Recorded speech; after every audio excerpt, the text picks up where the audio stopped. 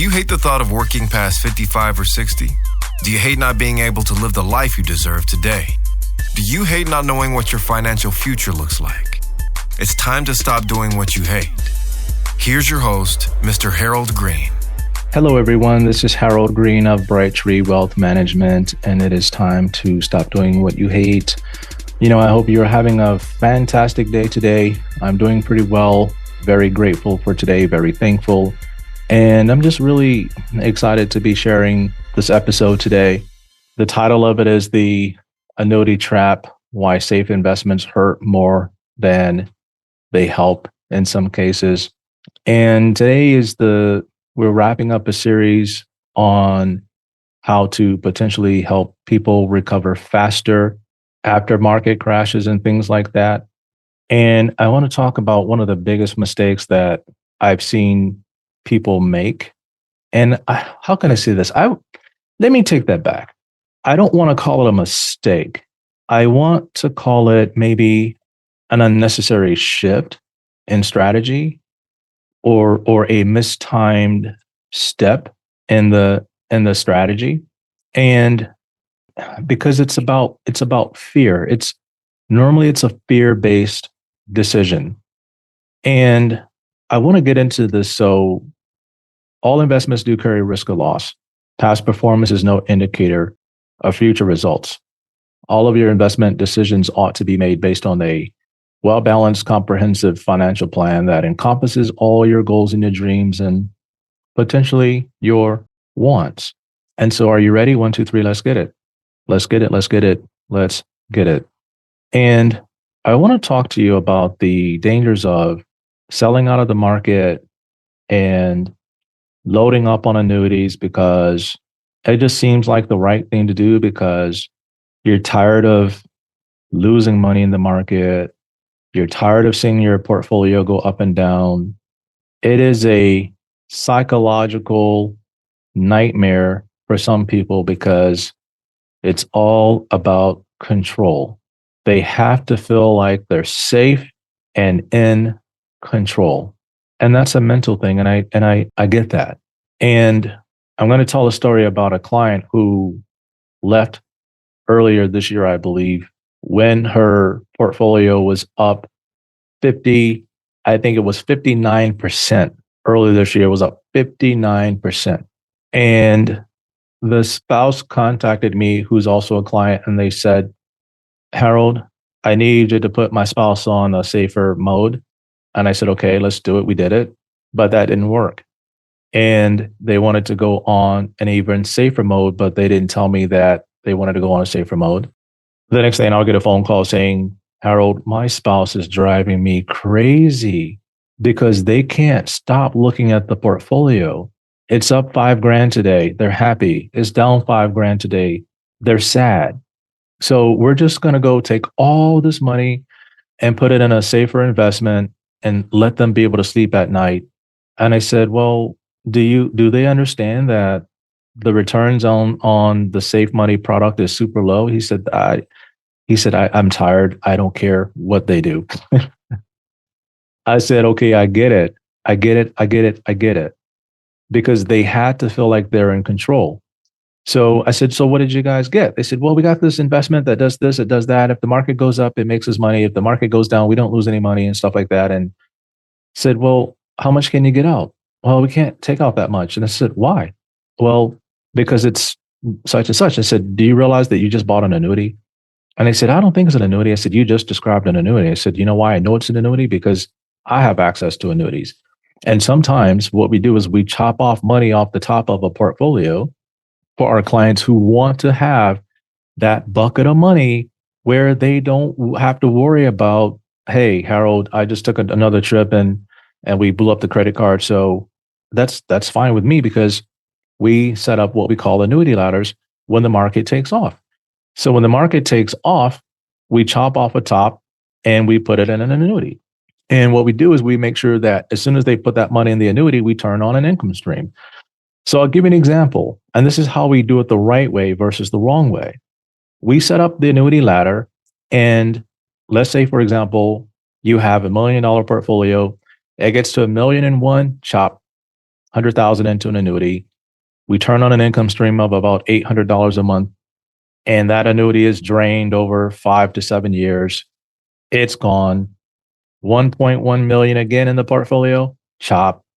Another annuity, $800 a month over the next 5 to 7 years till the money's gone.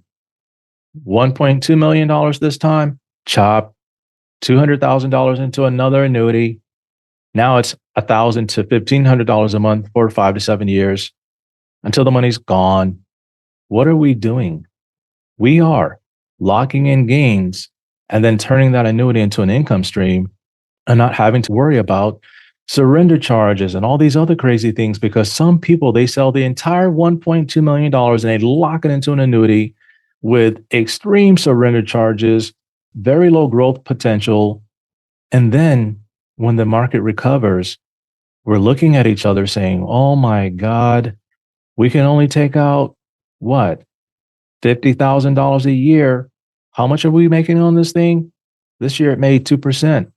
But because the market was down as a whole, some years you're going to make zero unless you get a certain type of annuity that guarantees you a particular interest rate. But then the money is locked away and you can't take it back out and put it in the market because it is locked up. A life plan needs a well-balanced financial plan, not a fear-driven one. And I had people coming to me with these annuities and stuff like that. And this was a long time ago. Or money in the market. And they're like, Harold, this market, '08, the market is crazy, Harold. We can't stomach this no more. We want annuities. We want annuities. Okay, we want annuities and life insurance. Okay, great. Safe money. That's all my focus was at that time, was safe money. I mean, we had annuities from everybody. We could sell annuities for everybody with all different types of features. And guess what? When the stock market started to recover, people started going to work and their friends were bragging about the 401ks. Oh my God, I'm up $100,000 this month.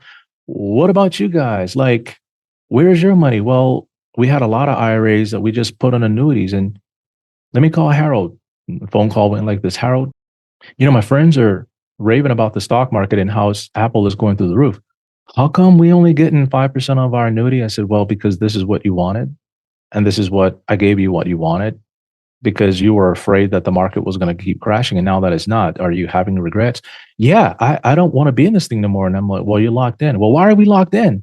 I said, because you're locked in because you wanted to lock in and not have to worry about the market going up and down. That's what you said. Well, we want to change now. We want to go back to the market. And I said, well, I don't do stocks right now. We only do the safe money stuff. And the more and more and more I had those conversations where people were buying millions of dollars of life insurance, packing millions of dollars of premium into life insurance policies. And when the market changed, they're like, Harold, I'm not paying this premium anymore. The market is good. I don't need to do that. We don't need to do that. The market is good. And I said, well, how do you plan to maintain the policy? Well, we're not going to do that anymore. We're just going to cancel it. I said, why? You're going to lose all the momentum you're building in the policy. So I sat down with my wife and I said, hey, honey, I'm going to have to make a change in this business because these people are driving me up the wall. 1 minute they want risk, 1 minute they don't want risk. 1 minute they want risk, 1 minute they don't want risk.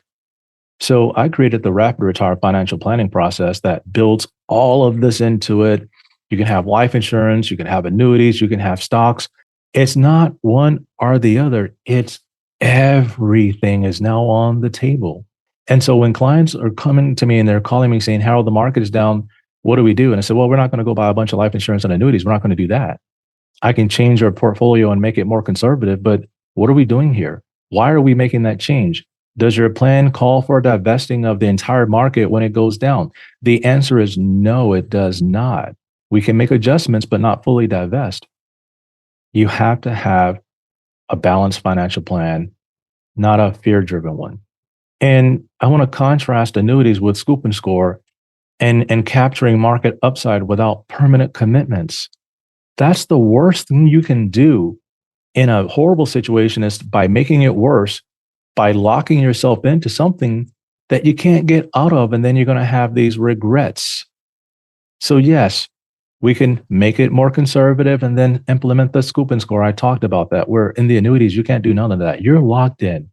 So before you sell everything and you buy an annuity, understand what you're getting yourself involved in. Yes, you may only be able to take off $50,000 a year. You can't take those extra trips. You can't remodel the house. And if you do, you got to take a home equity line of credit. And then you got to take your annuity money and pay the line of credit down over time.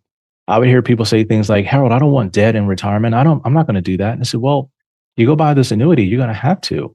You have to understand what these choices are going to force you to have to do. We don't want any permanent commitments. We want control. We want flexibility. If our plan changes, then our investment strategy can change according to that. But when you throw everything into safe money, you're done. There are no more changes to be made without severe consequences of surrender charges and different things like that. So I want you to avoid what I call financial schizophrenia. That is running from one thing to the next, one strategy to the next. Today it's life insurance. Tomorrow it's annuities. Next thing you know, it's Pokemon cards. Then it's real estate investing. Then it's flipping watches, tennis shoes, or whatever. I mean, you can have a plan, but then outside of your plan, you can use money to chase fads because it's entertainment. I treat it as gambling.